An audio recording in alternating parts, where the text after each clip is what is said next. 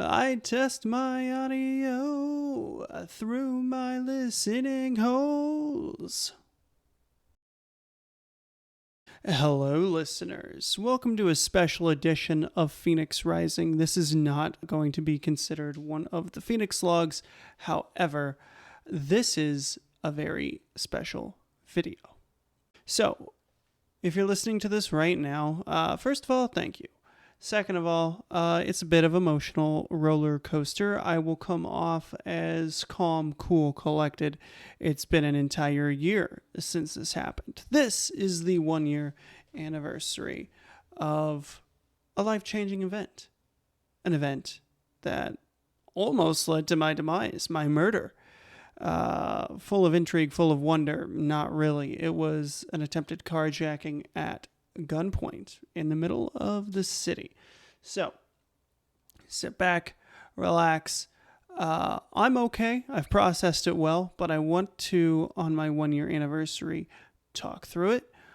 I want to lay out what happened, pretty much go through the story of that day. As I do, I will become a stream of consciousness. I will take a step by step through the day, not like, crazy George R.R. Martin where what did I eat that day or anything like that.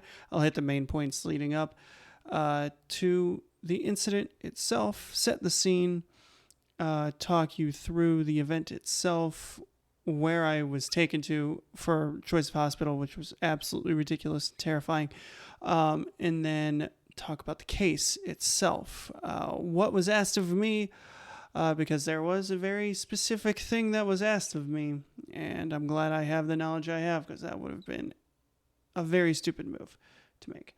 So, we'll go through that. You will get the full story. I will talk about my trauma, how I handled it, and, just key takeaways. It'll be very interesting, and it's coming at you right now. So this picture you're looking at here was taken around 5 p.m. on April 15th, 2022. My fiance and I went down to M&T Bank Stadium in Baltimore and ran a mile around the perimeter and then walked a mile for cool down. Little did we know that in this beautiful sunny day, that this picture was very close to being the last one that we took together. So we go for the run, we come back home, we're going to get groceries and fill up our cars with gas. Rose takes a shower, I shower, and we're leaving. It is 6:30 p.m., bright sunny day. Rose is going to her car, which was parked right outside the front door. I was parked a little down the street. We lived on a one-way strip. It was a wide street. I was parked a little behind her and across the street.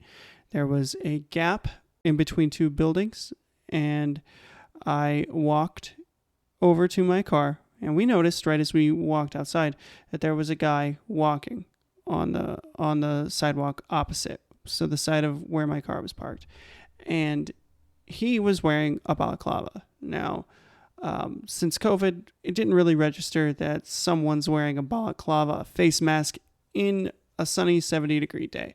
It didn't trigger any alarm bells like it normally would have had COVID not been a thing. I walked to my car, and I had just put $600 worth of maintenance into my vehicle, so I'm hoping it starts. And I had a terrible, terrible habit of double-clicking the unlock button. So I double tap the unlock button, unlocks both doors. I get in, I take my eyes off the gentleman, and I turn the car on. And then I see this man rush my door, and he opens it, and I'm just looking like, and my first instinct is like, does he need help? Does he need help? What's going on? And as he closes the door behind him, he turns. He's in the passenger seat next to me. He turns, and then boom, the gun's just right there. It's a small caliber revolver. And he says, empty your pockets. And it's just the feeling, the rush, everything, that stress response that people talk about and how everything just kind of pulls towards your center. That's exactly what I felt. I kind of shriveled up, and I said, oh my God. And I said that exactly like that because I have weird brain, I guess it processes things fairly well. So my emotions shut down. So I was not very emotional at the time. A little on edge, just really worried in the moment that the gun would go off and I'd die, randomly. So up and beyond that, I was thinking I need to get out of here. So I look at the gun and I realized in that moment that Rose has no idea what's going on. I turned to look up at her vehicle, and it's a one-way street. We're both facing the same direction. So she's not looking at me.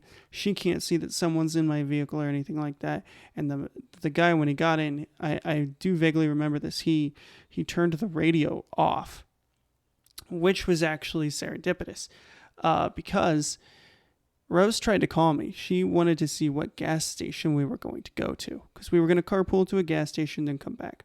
So he's there, pulls the gun on me, empty your pockets. Oh my God, I'm looking at her.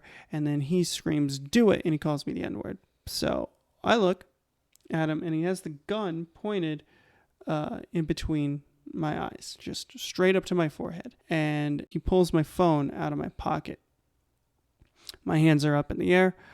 And I ask him, why are you doing this? And all he does is put the barrel to my temple and says, the other one, do it now. Then, so I slowly, reluctantly pull the wallet out of my left pocket, and he takes it and he says, get out of the car. He starts nudging me with his elbow. So I get out and I'm standing there, and he climbs over the center console and plops down in the driver's seat. He's got my phone, my wallet, and my car. And I just take a step forward and say, why are you doing this? And he raises the gun up and his eyes are wide. And he just screams something general at me. I don't even remember what he screamed. So okay. And I take one step back and I'm assessing the situation. I see the barrel and he takes his eyes off me. He still has the gun pointed at me, but he takes his eyes off me. And he's going to reach for the door handle. So he hasn't buckled in. He doesn't have a seatbelt on or anything like that. He's just takes his eyes off me to reach for the handle, and that's when I spring into action. I reach forward, I grab the barrel of the gun, and I twist it away. And then that kind of, the way I twisted it kind of exposed his wrist a little bit, so it exposed the handle. So I grab that and I start to twist and try to pry it out of his guns. And he screams, what are you doing? It's going to blow. And I'm just dedicated to pulling this out. And then something hits me in the left side of the face. I don't know how he would have punched me, elbowed me, if it was a headbutt. I don't know. But something hits me pretty hard in the left side of the face. And I go to a knee, and my shoulder bumps up against the rear driver's side door. Somehow, the car got knocked into gear and starts rolling backwards. So I'm in a tank top, athletic shorts, and white sandals that I had not worn before. That was the first time I'm wearing them. They're Under Armour. So I'm holding onto this gun. Somehow I did not get knocked out, and I took that and I maintained control of the barrel. That's the most important part of this story, is that I maintained control of the barrel, because then I'm controlling where he points the gun. And I'm holding on to this gun, and I start to get dragged. So now multiple things are happening.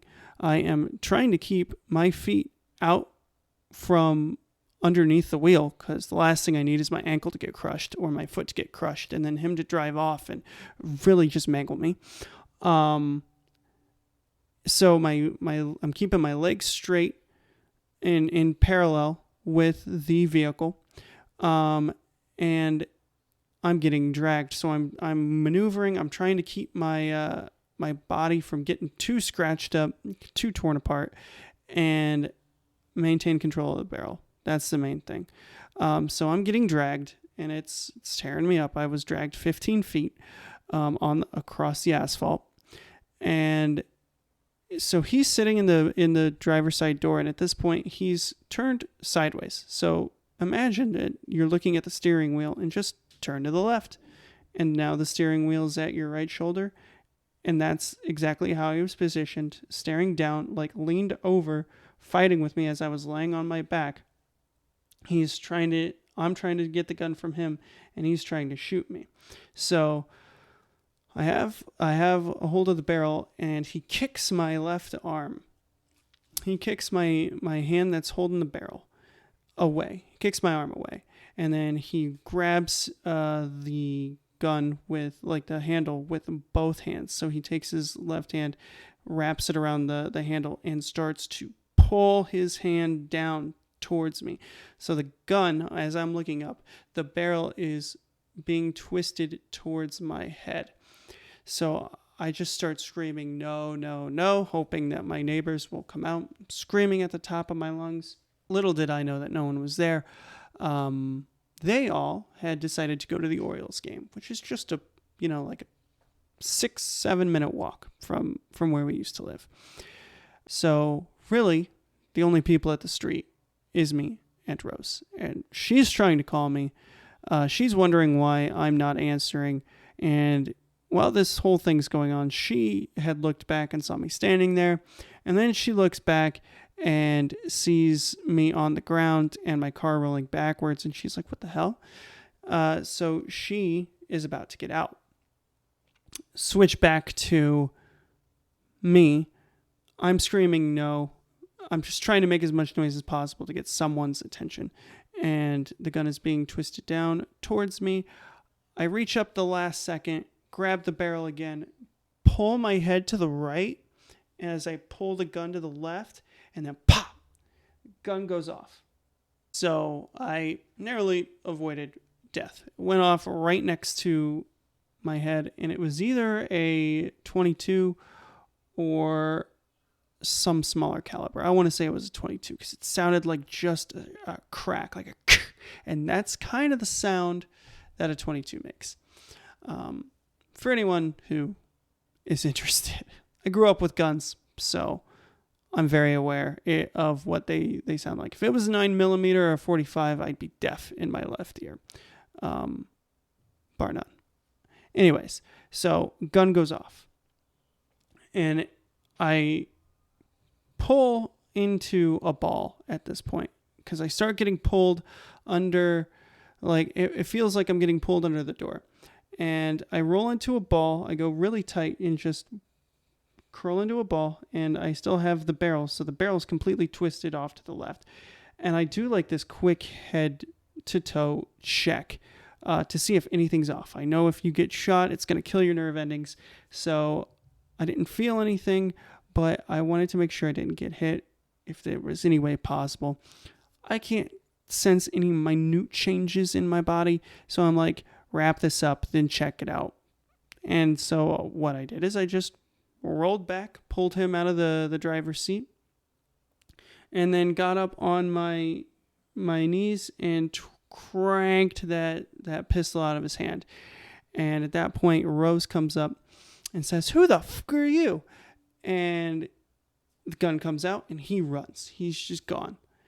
My car had backed into the car behind it. And I stand up, and I'm like, yeah, keep running, motherfucker, and all that. And then there's actually a voicemail, which I will play for you right now. Oh, my God. He's trying to pull a gun on me. Oh, my God. Oh, 911 right now.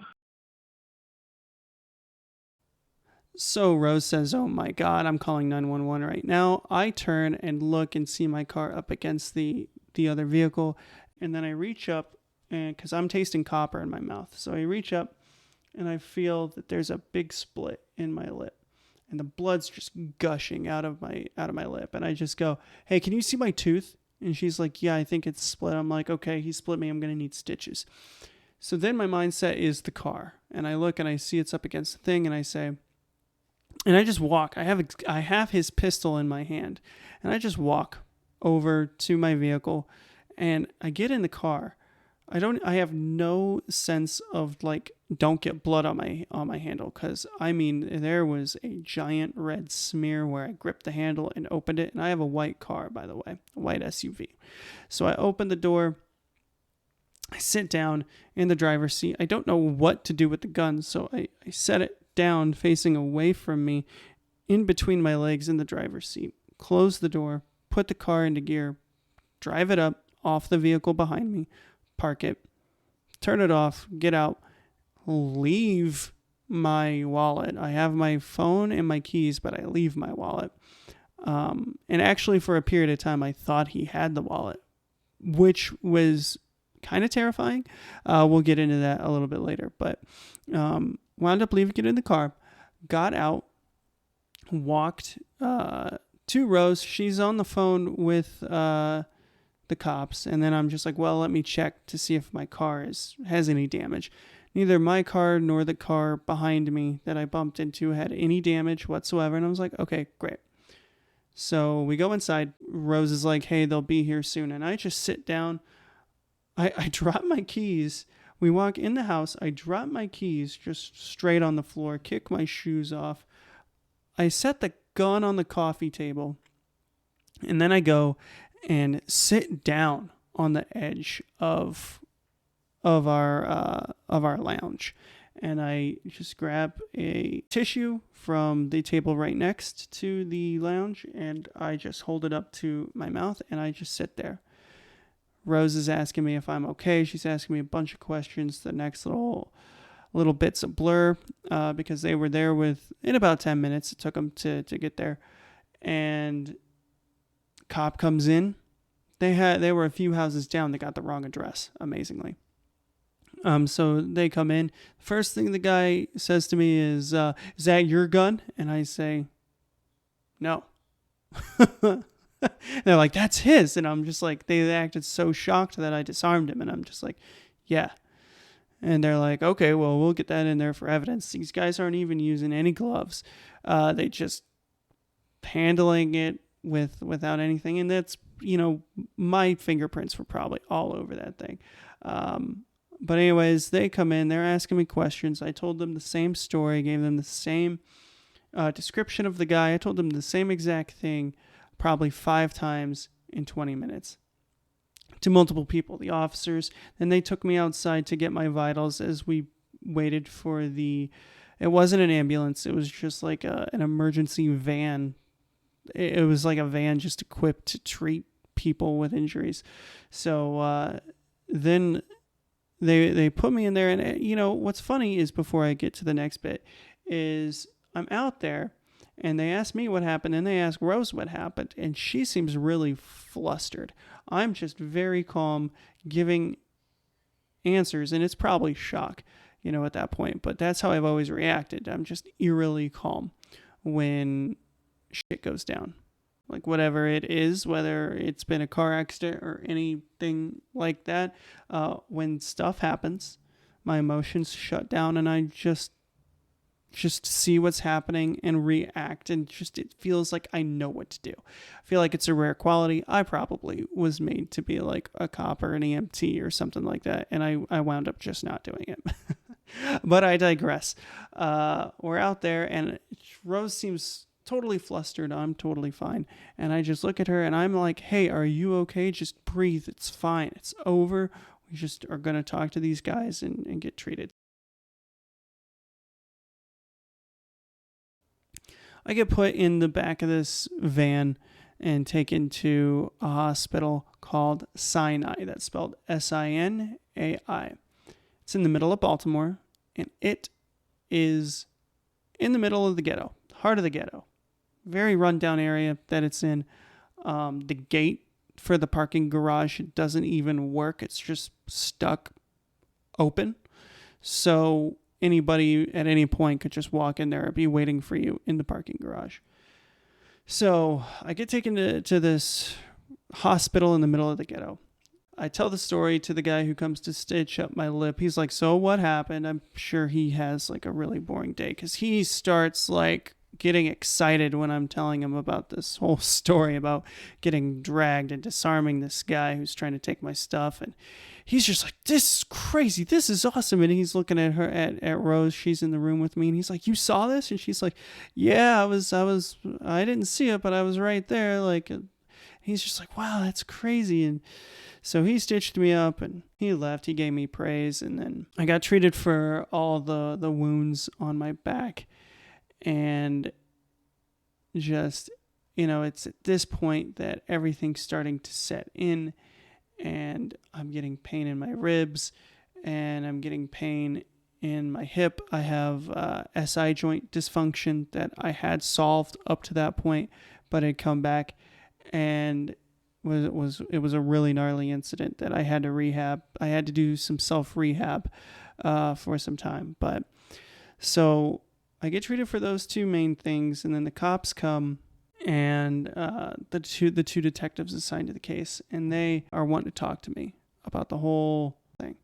So they're telling me that they found a guy that matches my description. He was so close to the proximity, but so I had to again describe what he was wearing, and they're asking me, "Are you sure? Are you sure?" They can't give much away to me, but they asked what hand he had the gun in, and I explained to them again that it was his right hand, and then he had the gun in, and they told me that they picked up a guy with a gunshot wound. He matched the description, and he had a gunshot wound. So the big thing is they wanted to confirm what hand the gun was in.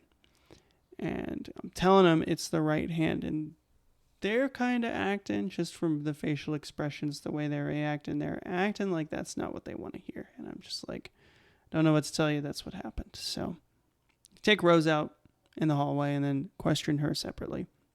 After a little bit, they're like, all right, we're going to have you come down to the station later on this week for an interview. Just, give your full story so we can get it on record and have it on tape. Okay, that's fine. And they would call me to set that up. So I say, okay, I'll keep my availability open. And they leave, and sure enough, soon enough, we're ready to go. So we go out in this dark parking garage. Rose is telling me how terrible, it was, like, to the parking situation and her struggles getting there.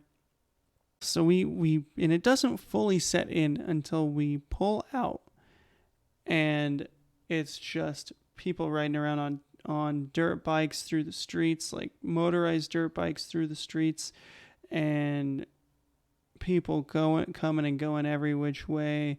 Alcoholic beverages wrapped in a paper bag in their hand, walking the streets. And I'm just like, I just want to go home. Like, get me out of here. We get home. It is probably midnight. So the incident happened at 6:30 p.m. They arrived probably by 7:40. I get whisked away around 8 o'clock. Spent about 2.5, almost 3 hours in the hospital. A lot of the time was waiting to get checked in. And then, of course, getting these stitches in my lip and getting treated, and then just waiting. There was this large period of waiting. We're like, what's going on? All I need is paperwork, and I'm good to go. So finally get home around midnight. Call my dad, because at this point, he already knows what's going on. Rose had called my brother, my oldest brother, and then he said, I'll take care of it from here. You just be with Ken. So I call my dad and talk to him. He just wanted to hear my voice, make sure we were okay and that we were safe and sound. We get that done. Sleeping that night was horrible because, as I said before, my ribs hurt. I don't know if I suffered a bruised rib, cracked rib. They said I didn't have any fractures, so it obviously was not a cracked rib. At worst, I had a bruised rib. But it sucked. I could not sleep because I couldn't lay on my back, and I couldn't lay on my sides comfortably. So I was just in pain constantly when I laid down. In fact, I took the next week off of work, and throughout then I couldn't wear a shirt. I literally just sat in the house shirtless with this treatment, this ointment and stuff getting applied to my road rash. And it was horrible. Not to mention, we lived in the middle of the city, and I heard dirt bikes going up and down the road all the time before they were just background noise. But now, I heard them all the time, and I would get paranoid because, okay, I know literally nothing about this kid. I knew he was between I knew he was late teens, early 20s. I knew that much. I did not know if he was working alone, if it was part of like gang initiation, anything like that. So a couple days go by, and I finally go to give my interview with the detectives. I tell them the whole story, the same thing that I told them before. Gun was in his right hand, same sequence of events. But before I get in there, we're in the lobby, we're in the waiting room, and this high-ranking person comes out. I can't remember what rank he was exactly. And from me having a military background, I don't want to give him the wrong rank, so to speak. So he walks out and he sits down and he says to me, a lot of people in my situation like to withhold details because they want to protect themselves. And I can understand, this kid had a gunshot wound that they just picked up. And basically what he then says to me is that when it comes down to crimes like this, we're not going to prosecute you for doing this in self-defense if you did shoot him. If you did shoot him, we just want you to tell us that you did. And you're not going to get in trouble. That's exactly what he said to me. However, I do know that and I don't know how I know this. I watch a lot of stuff, not just TV shows. I love documentaries. I love information. So in the deepest part of my mind, I know this for a fact, that as soon as that gun transfers from him to me, it would no longer be self-defense. And that if I were to shoot him, then a case could be opened against me, because then I was the aggressor and he was the victim. I know this. And yet this officer was telling me that that's not the case. You're not going to be tried. Nothing will go against you. When any competent defense attorney would be able to turn that around. Any competent one would be able to turn that around. And mind you, I'm a Caucasian man. I'm white. This kid was African American. He was black. So I could just imagine the spin that would be having on this. Because mind you, an article came out the very next day that some black kid was picked up with a gunshot wound, and it was that kid, and they're looking for the suspect who shot him. I think that was a Baltimore Sun article. There could have been a very negative spin had I not been more competent, and had I actually been very vengeful for that, and after I had turned that around. Luckily, the kid pulled the gun on the right guy. So I tell them the same story that I told them in the hospital. Told them the story I just told you guys.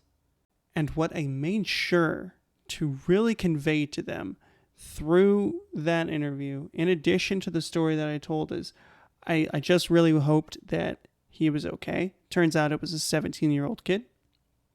I just hoped he was okay, and that I really put forward to them that, I'm a spiritual person and that I hold human life to the highest regard. So I'm not a vengeful guy. If you come after me, I'm just going to try to diffuse the situation, but I won't seek any further aggression, whatever.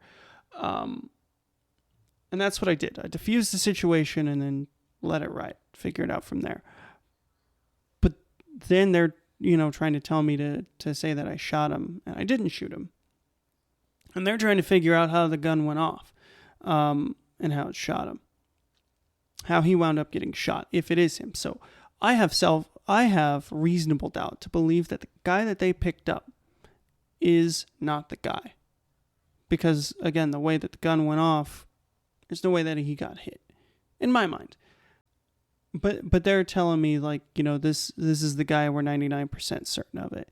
So I have reasonable doubt. And then they're trying to get me to say that I shot him. That's going to be the quickest lane to the finish line for them.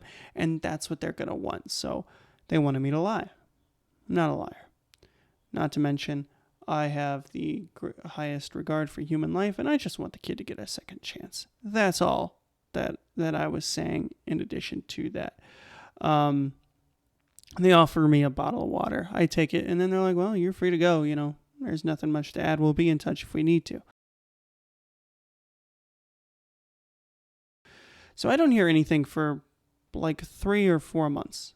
And for 3 months after this incident happened, mind you, it happened less than 50 feet outside my door and broad daylight. It was in broad daylight. And I had to live in that house for 3 months after this incident happened.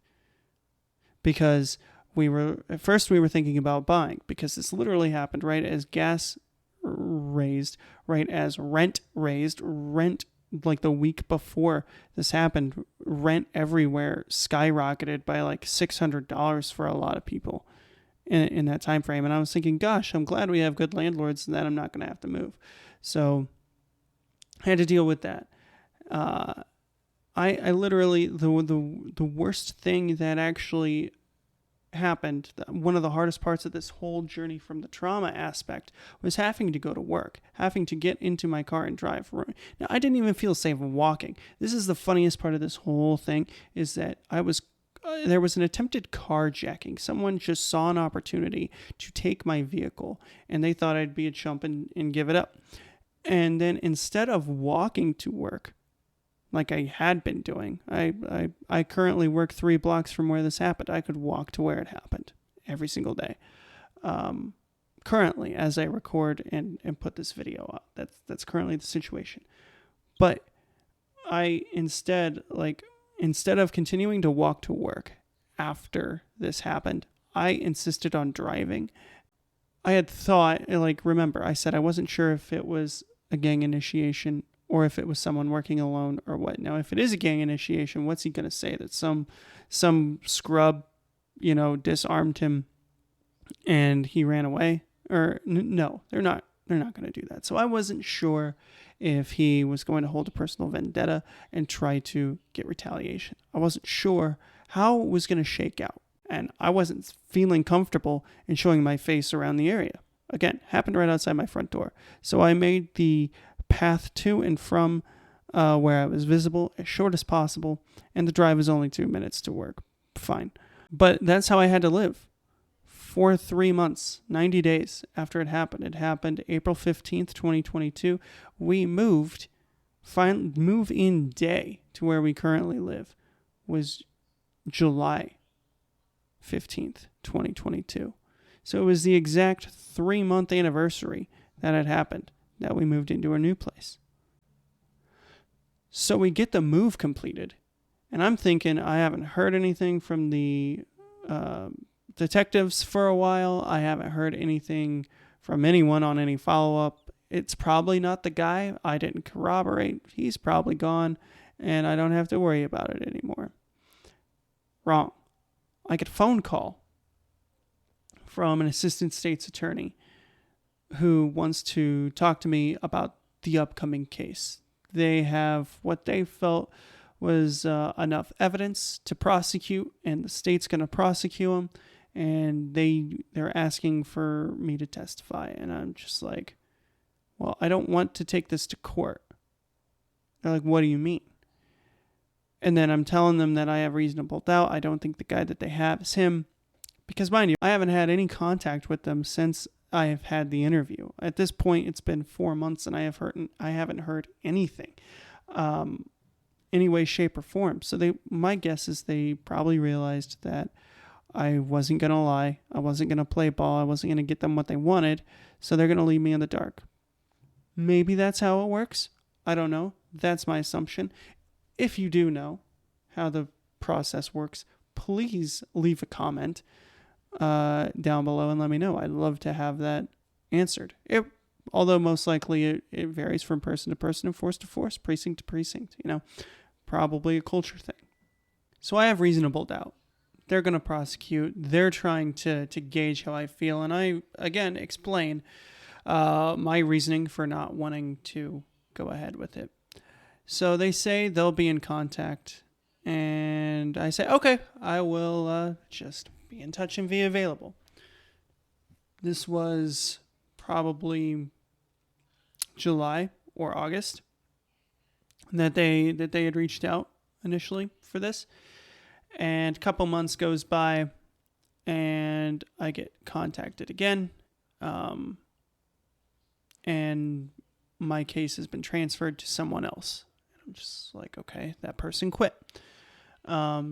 So and they're trying to reach out to me and let me know that they're going to have this hearing on this day. And what it was is a transfer hearing.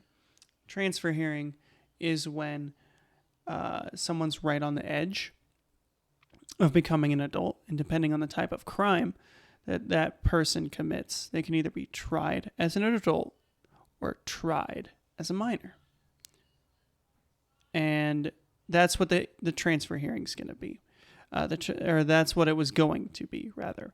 And they were asking for my availability. So I tried to get in touch with the ASA that had taken the case over multiple times and state the reason why I wasn't interested in participating in any way, shape, or form in a courtroom scenario or anything, in relation to that. And I couldn't get a hold of anyone. So while this is going on, there's all these breaks, all these gaps. I am dealing with the trauma. And you're probably wondering how I handled that. Well, it was fairly simple. I say fairly simple. I'm absolutely downplaying everything here. And I think the reason being is that I've always been good at compartmentalizing everything and just focusing on the task at hand. I don't know. I described earlier how I deal with situations. And sure, there's always the residual effects, and everyone probably needs therapy. I've always been told that. However, one thing, I'm always the type of person that likes to save money. All this stuff is ridiculously expensive over here, and I'm unwilling to pay for something if I can figure it out on my own. So it's usually a last-ditch effort when I attempt to go to the hospital or go seek therapy. I have a lot of varying methods that I deal with. Stress, I work out. A lot of it is meditation and breathing exercises, but if that doesn't work and I'm just incapable of getting into a calm state to practice those things, then a good workout is always a good way to diffuse that energy and then get me into that Zen state to practice all those things. So, in addition to that, that was not enough. I knew what was going on inside was something that I had to process. So we just discussed how I was cheap, but I will throw in a side note here that they did offer me free counseling services because I was a victim of violent crime in the city. So I figured I'm not going to waste taxpayers' dollars. I already did that enough before I had gotten out of the military. So I wasn't going to do that again. What I was going to do, though, is figure it out. And I sure enough did. What I did was journal. I started journaling every night. I made it my mission to start journaling. So I'm in the middle. If you listen to my Phoenix logs before this, you would have heard me say I was in the middle of my contractor journey. This was right after I had been told for months that I was going to get hired on full time, and kind of a lingering effect of it had been 3 months since my contract was supposed to end. We have an extension. There's nothing in place for me to get hired on. It's just a very slow process. What is going on? So I had that stress. Moving into a new place, I am having this stress happen because I just increased the rent and I need to make sure that I can afford where I'm living. And then, of course, we have this residual stuff happening, or this residual trauma, rather, that I'm trying to deal with. So I start to journal every single night. We start this off at, I want to say, couple months in, and I can tell you exactly my first journal entry was June 30th. So April 15th to June 30th, it had been around 2.5 months that this had happened. So it was 2 weeks before we moved that I started journaling. And I started journaling every single day. Every single evening, I would take some time and I'd just write it down. And it was such a good emotional purge.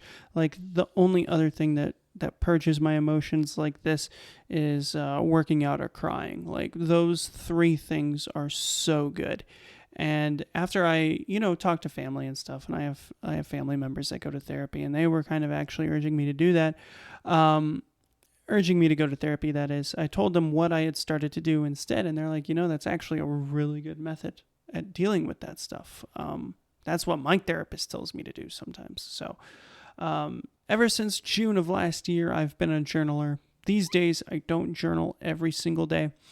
I journal when I feel I need to, and it always helps.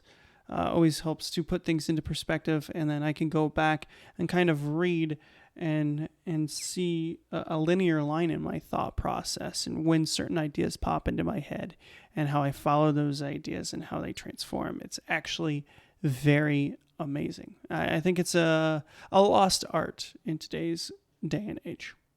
So I have a lot going on. I'm working out, I'm journaling, I'm meditating. I'm trying to look and see what I can gain from this. Why did this happen to me? I am a person that believes everything that happens to you happens for a reason. And while I don't know exactly what that reason is, I can only garner a thought and a suspicion, if you will, on why those things happen. But again, we're getting ahead of ourselves. I want to go ahead now and focus right back on into the story. We've kind of, weaving a little bit here, zigged here, zagged there, gotten back to the main path, and I'd like to get back to the main path. So, the transfer hearing was scheduled for October. And I told them if I didn't have to be there, I didn't want to be.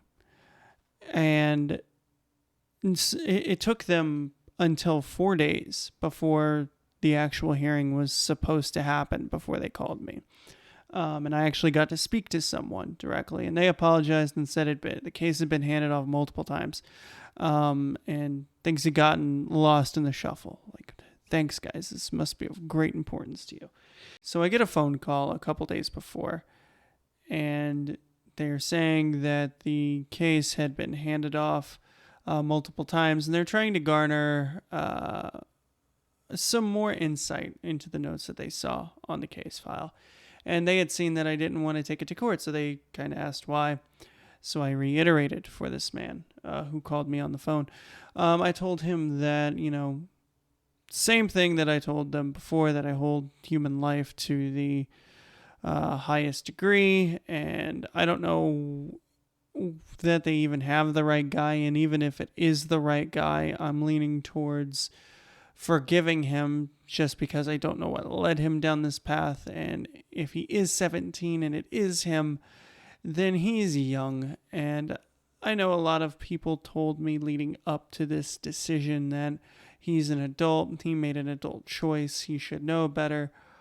I always try to give people the benefit of the doubt, especially when it's the first time that something happened to me, from someone. So I don't know his story. I don't know what might have led him there. I want to give him a second chance. So that's what I said to the guy. And he basically told me that, you know what? If I don't hear anything from them, then great. I don't have to worry about anything. The motion, to have him plead guilty as a minor would be accepted and the legal process would be over. So I didn't hear anything that day, so I'm thinking, it's over. But the very next day, I got a phone call, and I was thinking, oh my God, no. And it turned out to be the ASA that was assigned to the case, but she called me from her personal phone, her cell phone. And it was just a courtesy call, just to let me know that, everything was done. Everything was taken care of. I didn't have to worry about the legalities around the situation or the situation itself anymore. She called me a hero. She then told me the full story of what happened. So we're in the middle of the scuffle. I reach up, grab the barrel as he's turning it down towards me, and I wrap my hands around it, and I move the barrel to the left while I move my head to the right, just to ensure that I don't get hit. The gun goes off. The bullet strikes the ground and ricochets up into his arm. And he then, gets pulled out of the car. He loses all strength in the arm. I pull him out, take the gun from him, and he runs. He then flees 2 blocks and finds 2 older women who then use their own clothing to tourniquet his wound so he doesn't bleed out. And then it's at that point that he gets picked up. So then he gets picked up, and he's looking at 130 years in prison for being linked to 5 other armed carjackings in the area. And he just lucks out. Like, it's very hard for me to look at this situation, to see how it happened, how it was just a sudden thing that he was doing, and in that literally nothing happened. So much happened, but at the same time, nothing really happened. He made a choice. He almost killed me, but I showed him forgiveness. He ran away. And because I let him plead guilty as a minor, I'm the only one who fought back, the only one that they could link to this. And then in addition, they could link him to some of the other cases.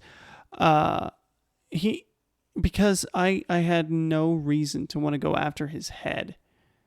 It was told to me that I saved his life by the ASA. And just, it was incredible. And it's hard to believe, to think that this happened without reason. That this is just super random. Because, as I said, while a lot happened, also nothing happened on a physical point. But a lot also happened emotionally. I would like to think that I had an effect on him moving forward, and that he will think twice. He'll want to change his path. What he does. And I did find out that his story was kind of sad. He was being raised by a single mom who had multiple father figures come and go in his life. And that in that time frame, he'd been showing hardly any love by those father figures. It was pretty much all cruelty. So he thought what he was doing was him being a man. And then the ASA basically told him that what I did is how you be a real man. And I thought that was very, very kind of her to say to me. And then she also said that what I did in taking the gun from him and then showing him mercy, I saved this kid's life. And that really struck me, because as strange as it may sound, from the second he pulled that gun on me, I only had his best interests in mind. Like, it's just so hard and incomprehensible for me to put into words, that feeling of just, I need to make sure this kid's okay. And I'm just glad that it worked out. We're a year on from this whole situation now. I sometimes forget how short a duration it really has been since the case has wound up. Where in April, it's been 6 months since that case, roughly. Not exactly, but, in the ballpark. And I forget that it was really not that long ago. I think about the incident that happened. And in a lot of ways, the guy I was died that day. And I want to expand upon that and dig a little bit deeper. That might sound dramatic, but I always look for the silver linings in a situation, as I said earlier. And it woke me up to a lot of things. What I was prioritizing in life, how I was viewing life in general. We had moved into that city in 2020 in November and had only planned on living there for a couple years. So we moved in November 2020, and then COVID happened before it could warm up. And so everyone was in lockdown. No one was leaving their houses. 2020 comes and goes. 2021 is very much the same. And so early 2022 is actually the first time that it warmed up and people were leaving their city or leaving their houses and living their lives. And so the crime rate just exploded. I mean, you were looking at, I think, double the amount of carjackings between April 2021 and then April in 2022. I think at that point in 2021, there was only 80, whereas there was over 160 happening at that point. Like, that's an insane number. Things were just popping off and going crazy. Life was just kind of course correcting, as it tends to do. But I digress. So that was our first real instance in handling that.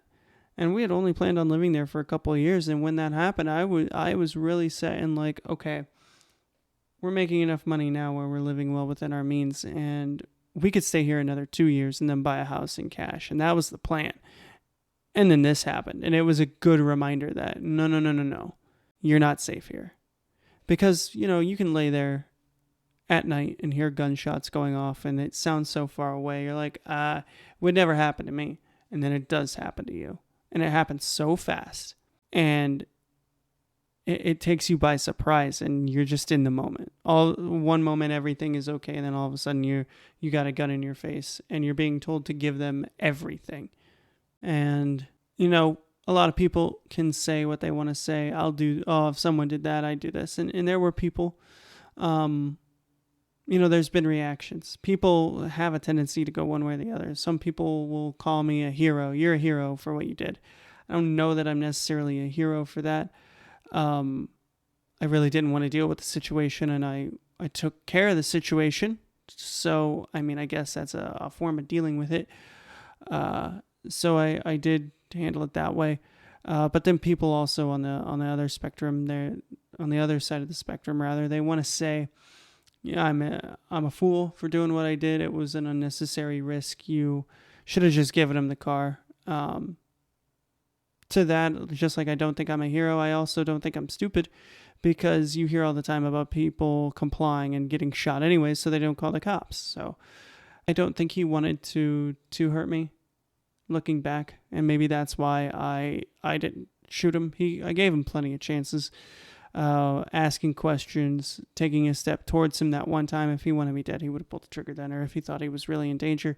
In fact, he did pull the trigger, but that was when I grabbed the gun and moved it away from my face. It is pretty cool to say that someone tried to carjack me at gunpoint and they walked away with a bullet wound, but that doesn't really capture what happened or how I view it. I don't believe I am a hero. I do not think what I did was stupid either. And then you get people that say, they want to talk all tough and say, I would have shot him. If I would have taken that gun, I'd have killed him. Like, dude, that's insane to me. You can talk a big game, but when it comes to a moment of you having someone's life in your hand, are you going to be heartless enough to take it like that? Are you going to show mercy and show them the way that people should be living by respecting each other and holding each other up? I don't know. It's one of those things that I think people are full of shit most of the times anyways, but I digress. So let's get back to talking about takeaways and talking about silver linings. Well, for one, it really woke me up. As I said, it was a jolt to change the way I had been thinking of what I was prioritizing in life. Sure, at the time, Rose and I were working out and dieting and trying to get our beach bodies in shape, because in January she had booked a trip for us in the Dominican Republic that was going to take place in June. We were a couple months away from that. I was making killer progress until that happened, and then it derailed me. But I dealt with it. I didn't just allow myself to fall back into my old ways of just drinking to cope. It was not like that in any way, shape, or form. And the journaling helped. The working out helped. The prioritizing our relationship at that point helped. Because, I mean, I would sometimes sit there and have it hit me when after we moved. I'd be in the shower and just all of a sudden I would flash back for no reason. I'd just be there and I'd see that guy just slide into my car and pull the gun on me, and then vividly imagining from a third party perspective my hand slipping off the barrel when I reached back up that last time, or being just a hair too slow reaching up, and then my brain's getting splattered all over the pavement. I could vividly imagine that, and I have multiple times, and it makes me feel lucky that it all happened the way that it happened, the way that it was meant to happen. But that still doesn't stop our brains from doing that. And in those moments when it triggers and crying really sets in, because you got to purge that emotion. And a lot of times in those early days, it was crying. So letting that out was paramount to my recovery. And just thank God for Rose. Rose is an amazing person, and I don't know that I would have gotten through it so well without her support, without everyone's support. But really, shout out to her. She was a rock when I needed her, and she's always so caring and loving, and never makes me feel bad for processing emotion in any sort of vulnerable way that a lot of people have a tendency to do in a toxic manner. So, being able to let that emotion out in those moments, but also being able to just breathe and stop your brain. Just tell yourself it's okay. You're alive. You're here. You survived. You're good. And just allowing that anxiety and that spike to just dissipate. To talk yourself out of a breakdown is a very unique trait to have. I think it's a very good skill, and that is something I pride myself in having. I acknowledge that it's not something that everyone is capable of doing, but ultimately it traces back to breathing and controlling your breathing and just bringing yourself back to the moment, focusing on something, even if it's just a lamp or a remote control, focusing on any object in your surrounding, and then just controlling your breathing, seeing the walls, understanding you're here. It's okay. And then just letting that emotion go, whether that's through crying or whatever you do with that. You grab your phone and text a loved one that you miss them or that you loved them, or however you want to then deal with that. It's up to you, but being able to bring yourself out of that mental state is something that is absolutely paramount. And then, of course, the journaling. Journaling was something that really brought me great peace. It did become something that I did look forward in doing, and it has been something that, as I said, I've used as a tool moving forward from that moment, where if I feel the need to, I write my feelings down, and being able to go back and look at those memories, those ideas, those feelings that I jotted down, is sometimes the best therapy, because I can be feeling a certain sort of way, just go back and read and realize, oh, that's when I came up with that idea, or that's what I was dealing with. And it's really interesting when you're writing something down, and then all of a sudden, you randomly switch to a topic that you haven't thought about, consciously for a while, but I guess you had been subconsciously dealing with in your own way. And you're just journaling, and then all of a sudden you just veer off and just go on this whole tangent about something else. And then it brings it to light, and then you're like, oh, well, that's actually what's been bothering me. That I think going through that was an aha moment for me. And I've been using it to process a lot of stuff that might be hidden to me. I'm naturally introspective, always have been, but doing that is something that has just brought me another layer of clarity in my life. And I would highly recommend that if you are struggling with anything, of course, talk to your loved ones. If you're in therapy, talk to your therapist. But do not underestimate the power of journaling, because it is an amazing tool that costs less than $5. You need a notepad and a pen, and you can start writing. Like that's really all it takes for journaling.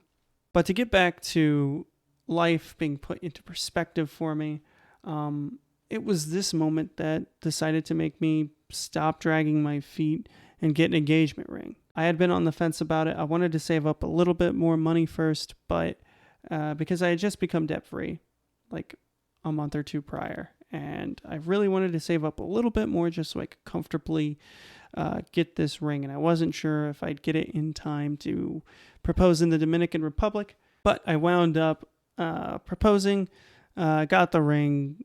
She loved it, went over well. And hey, maybe this even put into perspective how she felt about me. I don't know. But it got to a point where I just I was going to stop taking this for granted, this amazing relationship I have, because, over time, 6 years is a long time, and you stop holding it in such a high esteem. You start taking it for granted, and that was something that through COVID started to happen. Of course, you're there with each other all the time, so of course, little things happen. But either way, I would never want another partner anyways, and we had been planning for some time. But, I decided to finally take the leap, thankfully, from this incident. And it helped me just shift my perspective and stop thinking about the material things and hoarding all my money. Yeah, it's good to have an emergency fund set and stocked and don't touch, but you also have to have time to live, because you never know what what awaits you around the corner. You never know when your time's up, when your number's going to get drawn. So, and you really need to put into perspective what you value, what you think about life in general, and what you actually covet. Like, if you just sit there and thought money was no object, what would you do? Whatever comes to your mind, whatever passion you have, that's the thing that you should be doing. I get it. You have to do what you have to do until you can do what you want to do. But if you're working a job with a toxic boss and you want out, become a contractor or find something other than what you have. And a lot of people feel stuck. But in today's day and age, there's no reason why you should feel stuck. There's lots of different options for you out there. And really, I'm a huge proponent of contracting. It really changed my life. Becoming an independent contractor, well, not necessarily an independent contractor, becoming a W-2 contractor was big for me. I'm sure people view it as an unstable position because you might have to change jobs every couple months, but you get really good at interviewing. And I was never out of a job for more than 2 months. Jesus, that would suck. I was never out of a job for more than 2 weeks at a time. When I was contracting, like never. And I always just viewed it as a built-in vacation between projects. It all boils down to perspective. I'll quit harping on it, but that's what worked for me. And that's what I would definitely urge people to do if they have no other option. There's always options out there. The main takeaway from this is not to lose hope, and that everything that happens, I believe, happens for a reason. There are good things that come from everything. So we're a year on in. I feel like this is the 15th time I've said that. It's been a year. Did you know that? But it has. A full year has passed since that fateful 2-minute exchange. We came into each other's lives. We changed each other. and we've come out the other side as different people. I definitely feel like much calmer of a person. Um, Journaling helped me calm my mind and really focus on getting my thoughts, and I have begun meditating regularly. I've talked about that in the Phoenix Logs before, and sure, it did cause me short-term trauma, and still to this day, it can be triggered every once in a while. If people are acting shady, I want to keep my eye on them. I do not want to come into a close proximity with them because, hey, I do work in that city, and we do have armed guards that walk a perimeter around the whole location.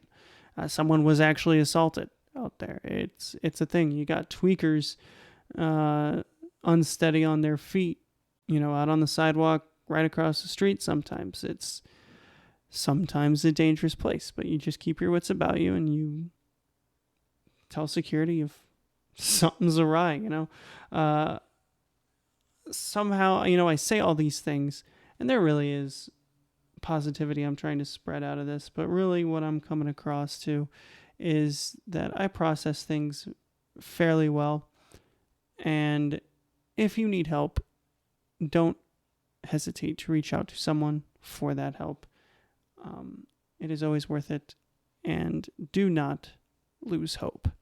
There is good in everything that happens to you, but it's up to you to find it. So, that wraps up the carjacking special extravaganza. I don't know what to call this, but it's over. I wrapped it up, and I have talked about everything that I want to talk about. If you made it this far, thank you so much. I greatly appreciate it. If you have questions or anything along those lines over anything I talked about up until this point, I would definitely recommend to go back and listen to some of the Phoenix Logs,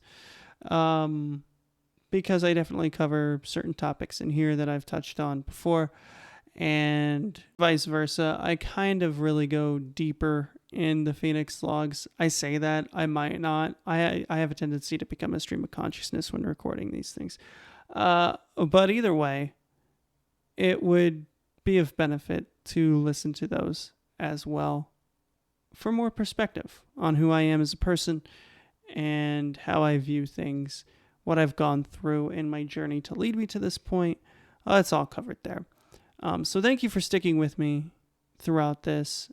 I sincerely hope that this has affected you in some way, in some positive way, as it has me ultimately. It was a net positive, that experience. It was bad, but it was good. It was terrifying. I still thank my lucky stars to this day. So, again, I appreciate you all. Thank you so much for listening.